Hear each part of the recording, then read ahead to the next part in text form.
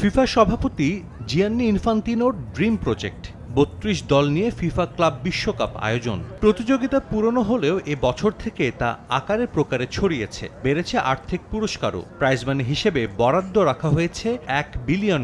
অংশ নেবে Asia, Europe, America সহ বিশ্বের বিভিন্ন প্রান্তের বিখ্যাত সব ক্লাব। গেল ক সপ্তাহ দিন রাত এক করে এই টুর্নামেন্টের প্রচারণা করেছেন ইনফান্তিনো।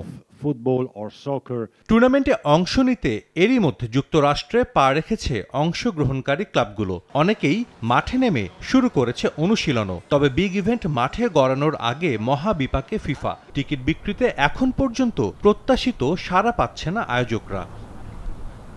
টুর্নামেন্টের প্রথম ম্যাচ অনুষ্ঠিত হবে মায়ামির হার্ড রক স্টেডিয়ামে। মুখোমুখি হবে লোকাল ক্লাব ইন্টার মায়ামি ও মিশরের সবচেয়ে সফল দল আল আহলি। ৬৫,০০০-এর বেশি দর্শক ধারণ ক্ষমতা এই স্টেডিয়ামের, কিন্তু এখন পর্যন্ত উদ্বোধনী ম্যাচের মাত্র ২০,০০০ টিকিট বিক্রি হয়েছে। লিওনেল মেসির মতো বড় তারকাও পারছেন না দর্শক টানতে। অনেকটা বাধ্য হয়েই টিকিটের মূল্য কমিয়েছে আয়োজকরা। তারপরও মেলেনি প্রত্যাশিত সাড়া।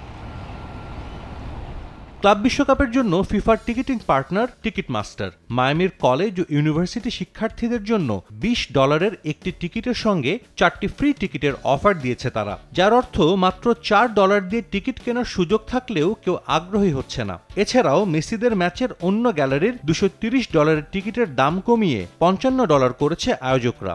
এতেও গ্যালারিতে প্রত্যাশিত দর্শক উপস্থিতি নিয়ে শঙ্কা রয়েই গেছে।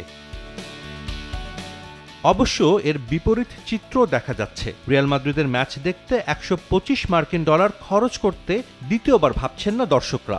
অ্যাটলেটিকো মাদ্রিদের সঙ্গে ইউসিএল চ্যাম্পিয়ন পিএসজির ম্যাচের টিকিট $100 দেদারসে বিক্রি হচ্ছে। এ থেকে একটা বিষয় স্পষ্ট, অপেক্ষাকৃত ছোট দলগুলোর ম্যাচ নিয়ে দর্শকদের মাঝে এখন পর্যন্ত আগ্রহ কিছুটা কমই দেখা যাচ্ছে।